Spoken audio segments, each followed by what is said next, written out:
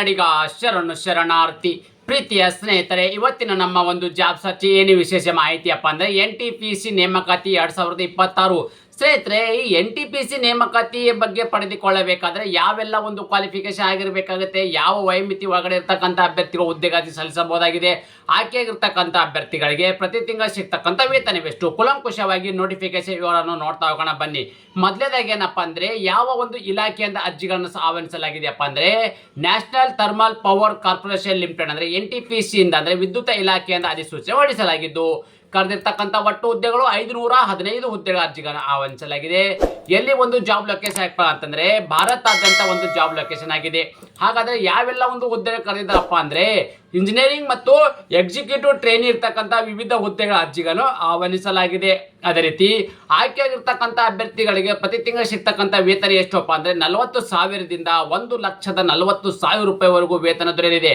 ಹಾಗಾದ್ರೆ ಯಾವೆಲ್ಲ ಒಂದು ಹುದ್ದೆಗಳು ಕರೆದಿದ್ದಾರೆ, ಎಷ್ಟು ಹುದ್ದೆಗಳು ಕರೆದಿದ್ದಾರೆ, ಕುಲಂಕುಷವಾಗಿ ನಾವು ಮಾಹಿತಿ ನೋಡೋದಾದ್ರೆ NTPC ವೇಕೆನ್ಸಿ ಡೀಟೇಲ್ಸ್ ಬಗ್ಗೆ ನಾವು ಮಾಹಿತಿ ನೋಡೋದಾದ್ರೆ ತಾವುಗಳು ಗಮನಿಸಬಹುದಾಗಿದೆ. ಯಾವೆಲ್ಲ ಒಂದು ಹುದ್ದೆ ಕರೆದಿದ್ದಾರೆ, ಎಷ್ಟು ಹುದ್ದೆ ಕರೆದಿದ್ದಾರಪ್ಪ ಅಂತಂದ್ರೆ ಎಲೆಕ್ಟ್ರಿಕಲ್ ಹುದ್ದೆಗೆ ಸಂಬಂಧಪಟ್ಟ ಅಭ್ಯರ್ಥಿಗಳಿಗೆ 165 ಹುದ್ದೆಗಳು, ಮೆಕ್ಯಾನಿಕಲ್ ಹುದ್ದೆಗೆ ಸಂಬಂಧಪಟ್ಟ ಅಭ್ಯರ್ಥಿಗಳಿಗೆ 210 ಹುದ್ದೆಗಳು, ಎಲೆಕ್ಟ್ರಾನಿಕ್ಸ್ ಇನ್ಸ್ಟ್ರುಮೇಷನ್ ಇರ್ತಕ್ಕಂಥದ್ದು 125 ಹುದ್ದೆಗಳು, ಅದೇ ರೀತಿ ಕಂಪ್ಯೂಟರ್ ಸೈನ್ಸ್ ಮತ್ತು IT ಇರ್ತಕ್ಕಂಥ 15 ಹುದ್ದೆಗಳ ಅರ್ಜಿಗಳನ್ನು ಆಹ್ವಾನಿಸಲಾಗಿದೆ. ಹಾಗಾದ್ರೆ ಮುಖ್ಯವಾಗಿರ್ತಕ್ಕಂಥ ಮಾಹಿತಿ ಏನಪ್ಪ ಅಂದ್ರೆ ಯಾವೆಲ್ಲ ಒಂದು ಕ್ವಾಲಿಫಿಕೇಶನ್ ಆಗಿರ್ತಕ್ಕಂಥ ಅಭ್ಯರ್ಥಿಗಳು ಈ ಒಂದು ಹುದ್ದೆಗೆ ಅರ್ಜಿಗಳನ್ನ ಸಲ್ಲಿಸಬಹುದು ಅಂತ ನಾವು ಮಾಹಿತಿ ನೋಡೋಣ ಬನ್ನಿ. ಅಂದ್ರೆ NTPC ಎಜುಕೇಶನ್ ಕ್ವಾಲಿಫಿಕೇಶನ್ ಇರ್ತಕ್ಕಂಥ ಒಂದು ಎಲಿಜಿಬಿಲಿಟಿ ಇರ್ತಕ್ಕಂಥ ಯಾವುದಪ್ಪ ಅಂತಂದ್ರೆ ಇಲ್ಲಿ ಕಂಪ್ಲೀಟ್ ಆಗಿರ್ಬೇಕಾಗುತ್ತೆ ಡಿಗ್ರಿ ಅಥವಾ BE BTech ಅನ್ನ ಆಗಿರ್ತಕ್ಕಂಥ ಅಭ್ಯರ್ಥಿಗಳು. ಮೊದಲೇ ಹೇಳಿದ್ದೆ ನಿಮಗೆ BE BTech ಅನ್ನ ಎಲೆಕ್ಟ್ರಿಕಲ್ ಆಗಿರ್ಬೋದು, ಮೆಕ್ಯಾನಿಕಲ್ ಆಗಿರ್ಬೋದು ಮತ್ತು ಎಲೆಕ್ಟ್ರಾನಿಕ್ ಇನ್ಸ್ಟ್ರುಮೇಷನ್ ಮತ್ತೆ ಕಂಪ್ಯೂಟರ್ ಸೈನ್ಸ್ IT ಅಲ್ಲಿ ನೀವು ಯಾವುದಾದ್ರಲ್ಲಿ ಮತ್ತು ಇದರಲ್ಲಿ ಕ್ವಾಲಿಫಿಕೇಶನ್ ಅಂದರೆ BE BTech ಅನ್ನು ಹೊಂದಿರತಕ್ಕಂಥ ಅಭ್ಯರ್ಥಿಗಳು ಈ ಒಂದು ಹುದ್ದೆಗೆ ಅರ್ಜಿಗಳನ್ನು ಸಲ್ಲಿಸಬಹುದಾಗಿದೆ. ಅದೇ ರೀತಿ ಅವರಿಗಿರ್ತಕ್ಕಂಥ ಒಂದು ವಯೋಮಿತಿ ಬಗ್ಗೆ ನಾವು ಮಾಹಿತಿ ನೋಡೋದಾದ್ರೆ ನೋಡಿ, ತಾವು ಗಮನಿಸಬಹುದಾಗಿದೆ ವಯೋಮಿತಿ ಮಿನಿಮಮ್ ಇರ್ತಕ್ಕಂಥ ಒಂದು ವಯೋಮಿತಿ ಎಷ್ಟು ಅಪ್ಪ ಅಂತಂದ್ರೆ 18ರಿಂದ ಮ್ಯಾಕ್ಸಿಮಮ್ ಇರ್ತಕ್ಕಂಥದ್ದು 27 ವರ್ಷ. ನೋಡಿ, 27 ವರ್ಷದ ಒಳಗಡೆ ಇರ್ತಕ್ಕಂಥ ಅಭ್ಯರ್ಥಿಗಳು ಈ ಒಂದು ಹುದ್ದೆಗೆ ಅರ್ಜಿ ಸಲ್ಲಿಸಬಹುದಾಗಿದೆ. ಇದು ಜನರಲ್ ಕ್ಯಾಟಗರಿ ಸಂಬಂಧಪಟ್ಟ ಅಭ್ಯರ್ಥಿಗಳಿಗೆ ವಯೋಮಿತಿಯಲ್ಲಿ ಸಡಿಲಿಕೆ ನೀಡಲಾಗಿದೆ. ಯಾವೆಲ್ಲ ಅಭ್ಯರ್ಥಿಗಳಿಗೆ ವಯೋಮಿತಿಯ ಸಡಿಲಿಕೆ ನೀಡಲಾಗಿದೆಪ್ಪ ಅಂದ್ರೆ OBC ಅಭ್ಯರ್ಥಿಗಳಿಗೆ 3 ವರ್ಷ, SC ST ಅಭ್ಯರ್ಥಿಗಳಿಗೆ 5 ವರ್ಷ, PWD ಅಭ್ಯರ್ಥಿಗಳಿಗೆ 10 ವರ್ಷಗಳ ಕಾಲ ವಯೋಮಿತಿಯ ಸಡಿಲಿಕೆ ಇದ್ದು, PWD OBC ಅಭ್ಯರ್ಥಿಗಳಿಗೆ 13 ವರ್ಷ, PWD SC ST ಅಭ್ಯರ್ಥಿಗಳಿಗೆ 15 ವರ್ಷಗಳ ಕಾಲ ವಯೋಮಿತಿಯಲ್ಲಿ ಸಡಿಲಿಕೆ ನೀಡಲಾಗಿದೆ. ಅದೇ ರೀತಿ ಅಪ್ಲಿಕೇಶನ್ ಫೀ ಬಗ್ಗೆ ನಾವು ಮಾಹಿತಿ ನೋಡೋದಾದ್ರೆ ಜನರಲ್ OBC EWC ಅಭ್ಯರ್ಥಿಗಳಿಗೆ 500 ರೂಪಾಯಿ ಅರ್ಜಿ ಶುಲ್ಕವಿದೆ. ನೋಡಿ, ಜನರಲ್ OBC EWS ಅಭ್ಯರ್ಥಿಗಳಿಗೆ 500 ರೂಪಾಯಿ ಅರ್ಜಿ ಶುಲ್ಕವಿದ್ದರೆ SC ST PWD ಮತ್ತು ಎಕ್ಸ್ ಸರ್ವಿಸ್ ಮ್ಯಾನ್ ಅಭ್ಯರ್ಥಿಗಳಿಗೆ ಯಾವುದೇ ರೀತಿಯ ಅರ್ಜಿ ಶುಲ್ಕ ಇರುವುದಿಲ್ಲ. ಈ ಒಂದು ಕ್ಯಾಟಗರಿ ಸಂಬಂಧಪಟ್ಟ ಅಭ್ಯರ್ಥಿಗಳಿಗೆ ಅರ್ಜಿ ಶುಲ್ಕದಿಂದ ವಿನಾಯಿತಿಯನ್ನು ನೀಡಲಾಗಿದ್ದು, ಈ 500 ರೂಪಾಯಿ ಅರ್ಜಿ ಶುಲ್ಕವನ್ನು ಹೇಗೆ ಪಾವತಿಸಬೇಕಪ್ಪ ಅಂದ್ರೆ ನೀವು ಆನ್ಲೈನ್ ಅಥವಾ ಆಫ್ಲೈನ್ ಎರಡೂ ಮುಖಾಂತರ ಅರ್ಜಿಗಳ ಶುಲ್ಕವನ್ನು ಪಾವತಿಸಬಹುದಾಗಿದೆ. ಆನ್ಲೈನ್ ಮುಖಾಂತರ ನೀವು ಡೈರೆಕ್ಟಾಗಿ ಆನ್ಲೈನ್ ಮುಖಾಂತರ ಅರ್ಜಿ ಸಲ್ಲಿಸಬೇಕಾದ್ರೆ net banking, PhonePe, Google Pay ಮುಖಾಂತರ ಈ ಅರ್ಜಿ ಶುಲ್ಕವನ್ನು ನೇರವಾಗಿ ಪಾವತಿಸಬಹುದಾಗಿದೆ.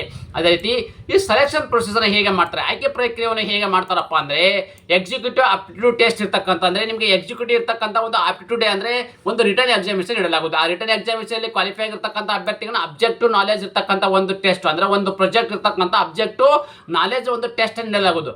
ಅದರಲ್ಲಿ ಕ್ವಾಲಿಫೈ ಆಗಿರ್ತಕ್ಕಂಥ ಅಭ್ಯರ್ಥಿಗಳನ್ನ ಪರ್ಸನಲ್ ಇಂಟರ್ವ್ಯೂ ಮತ್ತು ಡಾಕ್ಯುಮೆಂಟ್ ವೆರಿಫಿಕೇಶನ್ ಮಾಡಿ ಮೆರಿಟ್ ಆಧಾರದ ಮೇಲೆ ಅಭ್ಯರ್ಥಿಗಳನ್ನ ನೇಮಕಾತಿ ಮಾಡಲಾಗುವುದು.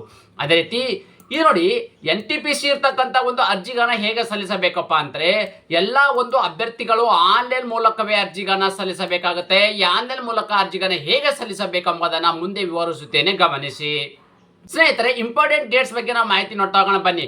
ಇಂಪಾರ್ಟೆಂಟ್ ಡೇಟ್ಸ್ ಯಾಕಪ್ಪ ಅಂತಂದ್ರೆ ಅರ್ಜಿ ಸಲ್ಲಿಸಲು ಪ್ರಾರಂಭ ದಿನಾಂಕಪ್ಪ ಅಂದ್ರೆ ಫೆಬ್ರವರಿ 11, 2026 ಅಲ್ಲಿ ಪ್ರಾರಂಭವಾಗಿದ್ದು, ಅರ್ಜಿ ಸಲ್ಲಿಸಲು ಕೊನೆಯ ದಿನಾಂಕ ಯಾವಾಗಪ್ಪ ಅಂದ್ರೆ 25 ಫೆಬ್ರವರಿ 2026 ಇಷ್ಟರೊಳಗಡೆ ತಮ್ಮ ಅರ್ಜಿಗಳನ್ನು ಸಲ್ಲಿಸಬೇಕಾಗುತ್ತೆ. ಅದೇ ರೀತಿ ಅಫಿಷಿಯಲ್ ನೋಟಿಫಿಕೇಶನ್ ಇವರನ್ನು ಆಲ್ರೆಡಿ ನಿಮಗೆ ಮಾಹಿತಿ ಕೊಟ್ಟಿದ್ದೇನೆ. ಮತ್ತು ಈ ಒಂದು ವೆಬ್ಸೈಟ್ ಏನಿದೆ ಅಫಿಷಿಯಲ್ ವೆಬ್ಸೈಟ್ ಹೋಗಿ ತಮ್ಮ ಅರ್ಜಿಗಳನ್ನು ಸಲ್ಲಿಸಬೇಕು. ನಿಮಗೆ ತುಂಬಾನೇ ಈಸಿ ಆಗಲಿ ಅಂತ ಈ ಅಫಿಷಿಯಲ್ ವೆಬ್ಸೈಟ್ ಅನ್ನು ಯೂಟ್ಯೂಬ್ ಡಿಸ್ಕ್ರಿಪ್ಷನ್ ಬಾಕ್ಸ್ ಅಲ್ಲಿ ನಿಮಗೆ ಲಿಂಕ್ ಅನ್ನು ಕೊಟ್ಟಿರುತ್ತೇನೆ. ಆ ಲಿಂಕ್ ಮೇಲೆ ಕ್ಲಿಕ್ ಮಾಡಿದಾಗ ಏನಾಗುತ್ತಪ್ಪ ಅಂದ್ರೆ ಡೈರೆಕ್ಟ್ ಆಗಿ ಈ ತರದ ಅಪ್ಲಿಕೇಶನ್ ಓಪನ್ ಆಗುತ್ತೆ. ಓಕೆ, ಸೊ ಈ ತರದ ಒಂದು ಅಪ್ಲಿಕೇಶನ್ ಓಪನ್ ಆದಾಗ ಏನ್ ಮಾಡ್ಬೇಕಪ್ಪ ಅಂತಂದ್ರೆ ನೀವು ಡೈರೆಕ್ಟ್ ಆಗಿ ತಮ್ಮ ಅರ್ಜಿಗಳನ್ನ ಈ ತರದ ಒಂದು ಅಪ್ಲಿಕೇಶನ್ ಏನು ಓಪನ್ ಆಗುತ್ತಲ್ವಾ, ಸೊ ಈ ತರ ಅಪ್ಲಿಕೇಶನ್ ಓಪನ್ ಆಗಿದಾಗ ಬೇಸಿಕ್ ಇರ್ತಕ್ಕಂಥ ನಿಮ್ಮ ಇನ್ಫಾರ್ಮೇಶನ್ ಎಲ್ಲ ಕೊಟ್ಬಿಟ್ಟು ತಮ್ಮ ಅರ್ಜಿಗಳನ್ನ ನೇರವಾಗಿ ಸಲ್ಲಿಸಬಹುದಾಗಿದೆ.